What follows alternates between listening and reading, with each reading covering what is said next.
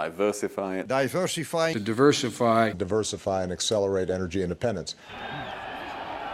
The annexation of Crimea, Ukraine's unpaid energy bills, and the Kremlin's threat to turn off the gas taps have reignited calls to cut Europe's energy dependence on Moscow.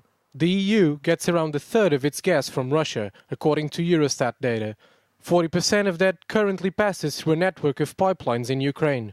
EU leaders want a roadmap by June to outline ways to diversify energy supplies. So what are the likely options? Finding replacement gas is tricky. Further production in the EU is limited, while Britain's gas fields are shrinking. And US plans to export LNG are targeted towards Asian customers, where prices are almost twice as high. The United States as a source of energy is one possibility, and we've been blessed by some incredible resources. But we're also making choices and taking on some of the difficulties and challenges of energy development. And Europe's going to have to go through some of those same conversations as well. So what about attempting to replicate the US shale gas revolution? The EU's Joint Research Centre estimates recoverable reserves of around a quarter of America's. The geology is more complicated, which bumps up the cost of extraction, and the politics of fraud. We've been having these interminable delays in Europe over planning permission to ensure that it is actually there.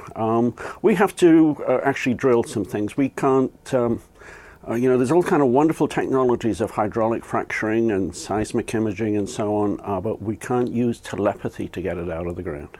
Advocates of renewable energy argue it's the answer. If we're going to have an energy policy in Europe which is secure, which we meeting more of our own energy needs, then renewables needs to lead that charge.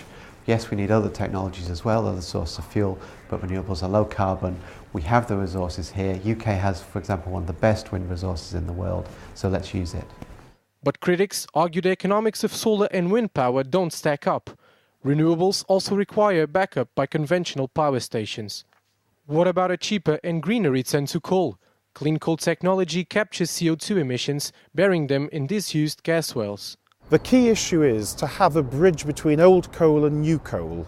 So we don't suddenly start closing existing coal, we have a bridge to this clean coal technology. But environmentalists say clean coal is a myth, and efforts to develop the technology on a large scale have stalled.